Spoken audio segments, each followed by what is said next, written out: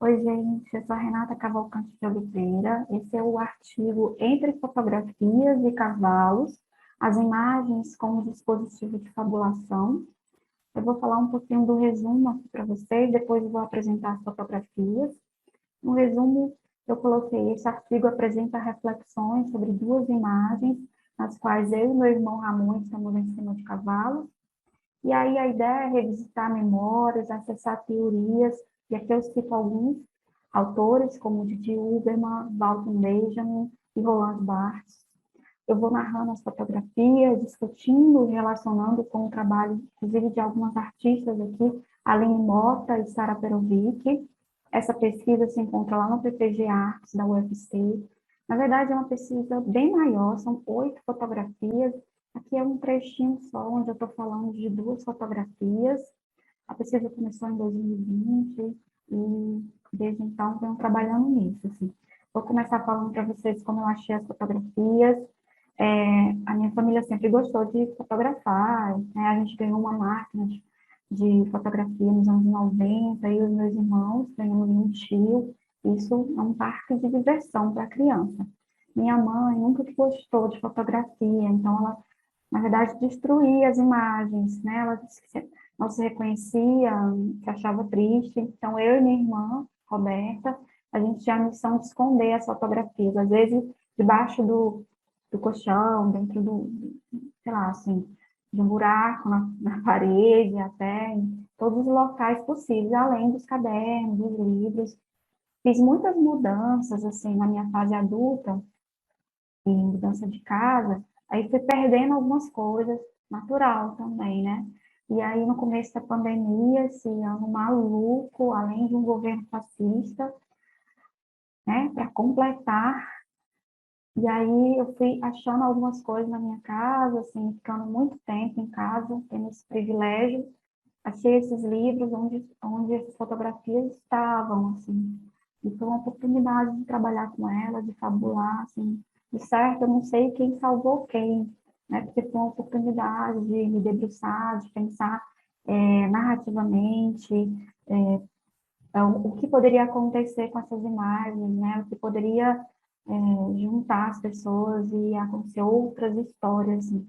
Falando em juntar, é uma teoria que eu, não necessariamente juntar, mas a autoficção é uma teoria que eu trabalho nesse artigo, né? Eu vou ler um trechinho de um texto que se chama Autoficção é o Nome de Quê? Do Felipe Gasparini. Ele conta que a autoficção é uma narrativa baseada na verdade, e, ao mesmo tempo, um procedimento que nasce da invenção, ou seja, uma ficção. E aí eu venho desde então que li esse texto, um dos textos que eu li, né, com essa vontade de escrever, de fabular sobre a fotografia, de narrar também.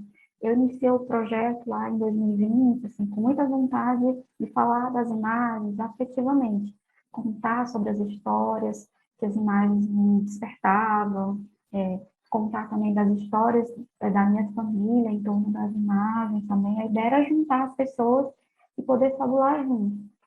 No meio do caminho tinha uma pandemia, né, como eu disse, assim, como todo mundo sabe.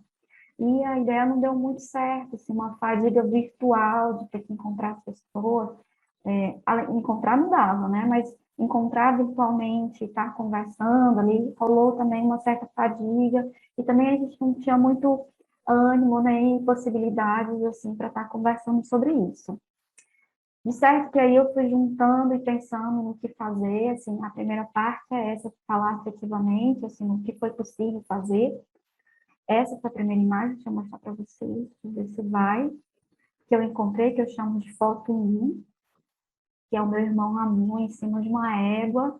Eu gosto de pensar que essa imagem foi onde nasceu a paixão dos meus irmãos por cavalos, que foi passando de irmão para irmão. O meu irmão Ramon faleceu em 2013, então eu sempre gostei de voltar a olhar para essa imagem, porque eu imaginava que a gente estava se olhando também, e uma oportunidade de ficar fabulando coisas em torno da imagem, assim, o céu, essas nuvens que podem se transformar num trampolim, um algodão doce, o que ele fez nesse dia, cadê essa blusa azul que ele adorava?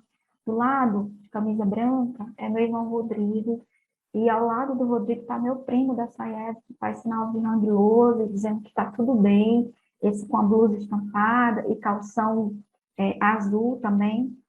Tem uma teoria que eu acesso no artigo, que é do Didi Uberman, que ele afirma que as imagens são capazes de olhar para nós. Assim. O autor relata que ver uma imagem é saber que estamos diante de algo que extrapola o visível ou o legível, algo que exige um esforço, que nos violenta.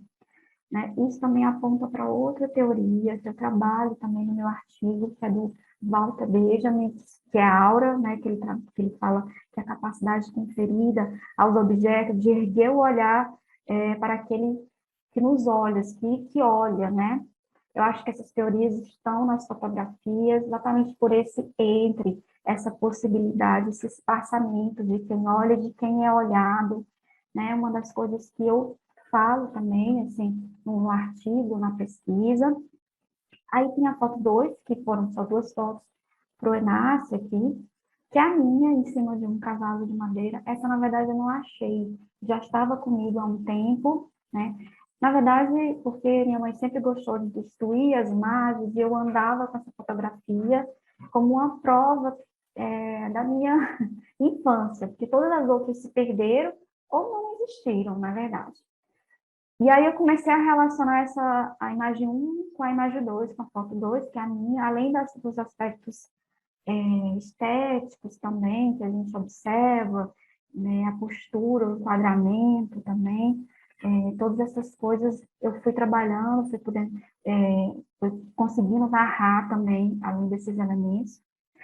E aí essa pesquisa, ela foi andando, foi crescendo, eu acabei levando para a sala de aula, eu sou professora, e transformando em quadrinho, e aí é outra teoria que eu trabalho com a tradução intersemiótica, transformo as imagens em quadrinho, em revista, em GIF, em meme, tem muitas coisas possíveis que podem acontecer, né? E aí eu também faço algumas ações em cima das imagens também, mas aí é mais história para outro momento, mas queria agradecer também o convite, a possibilidade de estar falando aqui nessa primeira parte da pesquisa, bem isso, agradecer e obrigada.